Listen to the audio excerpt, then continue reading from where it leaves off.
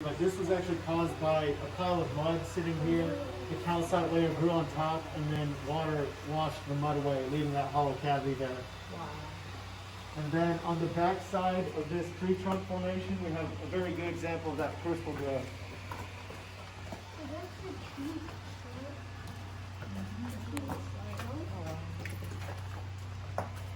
And so again, that's why that first room is called the Crystal Palace, is because at one point all the formations would have been covered in this, but over time it oxidizes and just turns that brown color.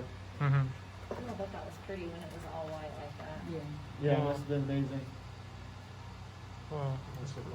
Real crystal. But do watch your head as we come around this corner, it's a little low. Yeah, my head about to hit the turn.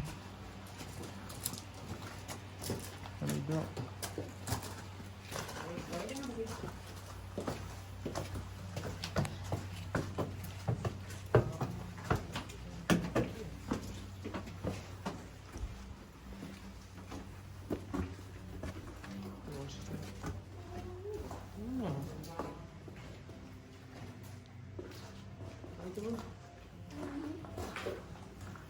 Turn this way, big girl. And do I got light on? You got light all over you. And so this right here is an example of what I was talking about. So very similar to the raccoon's den. You can see calcite has grown on top of this red clay here, but there hasn't been any flooding here recently, so it hasn't washed it out since they cut this out. But there are sections of the wild cave that's something exactly like this, with calcite growing over mud, but it has been washed out.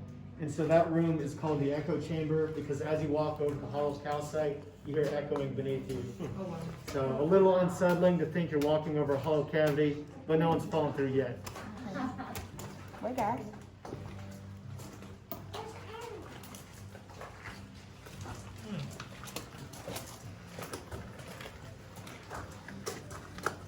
Interesting.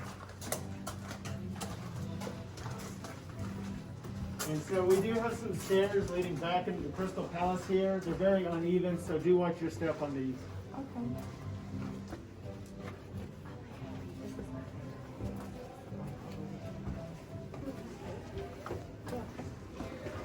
All right, grab the railing you have to there.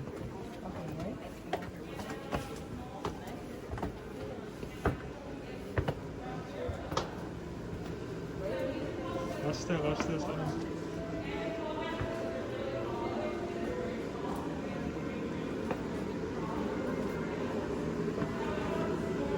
I like this dude.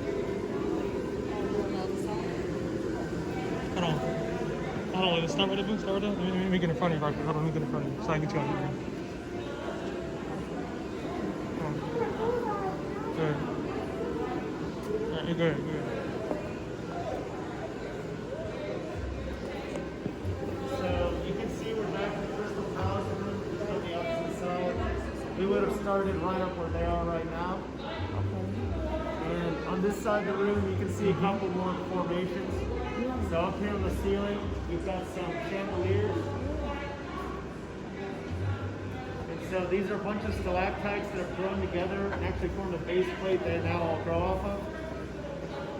And eventually these things will get so heavy they actually peel off the ceiling, leaving these cave scabs behind. And you can see they fell such a long time ago, there's new growth underneath them.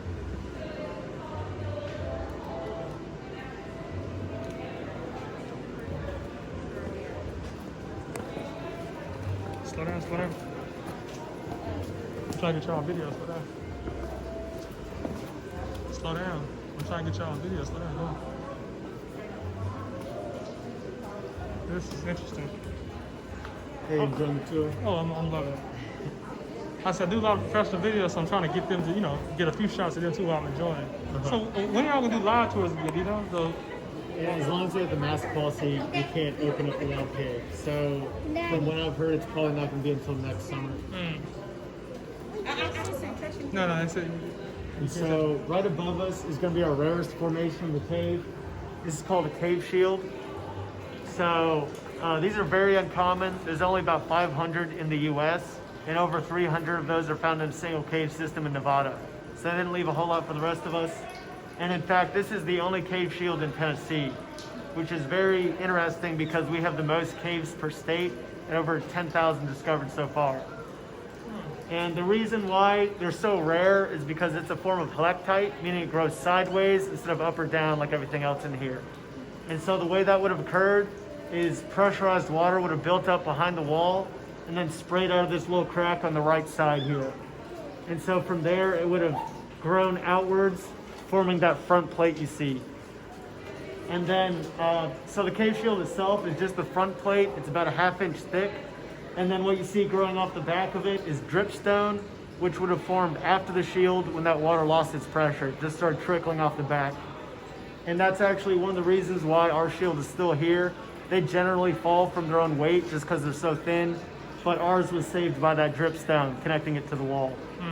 So it's been broken on the bottom? Yes, the dripstone has been broken. At some point in the 80s or 90s, somebody jumped up there and smacked off the bottom of it. Luckily, they didn't take the whole shield with them. And in the end, it's kind of a blessing in disguise because now it doesn't weigh as much. It's probably not going to fall off on its own. And so as you walk under, you can see how thin it is. But do watch out for the puddle here.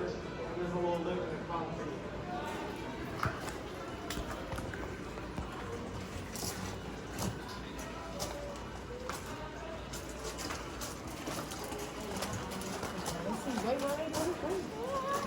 Wait, we got to see it.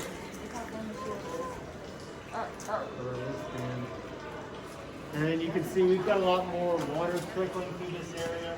That's actually why we don't take people into the side room, is because it's constantly wet and very slippery in there.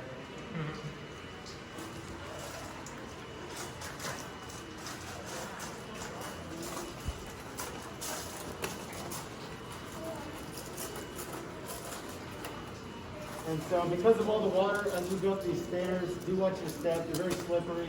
And as we go over the top, watch your heads, especially you kids. There's some formations about head level with you, so just be careful as we're going through this part. Man, all of this shit over it.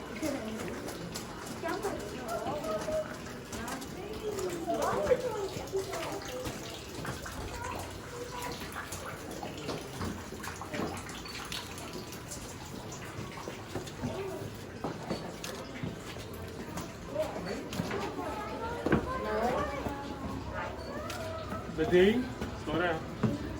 I look like, look, some cheese. Look, some cheese. Gotcha.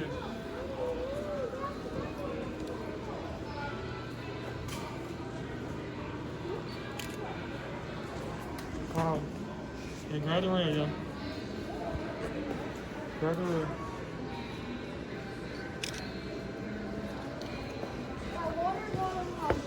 Yeah, you got on my head, too.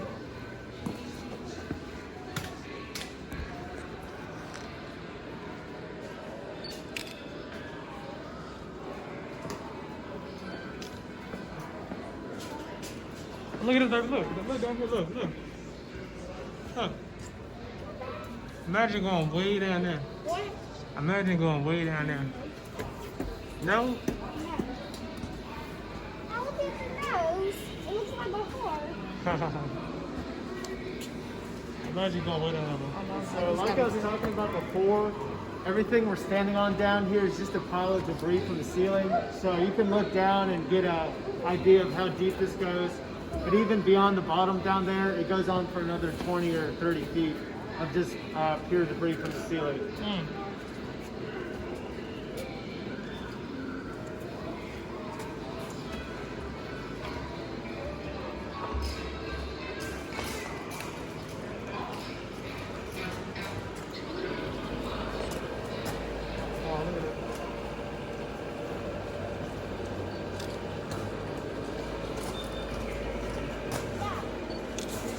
Huh? Huh?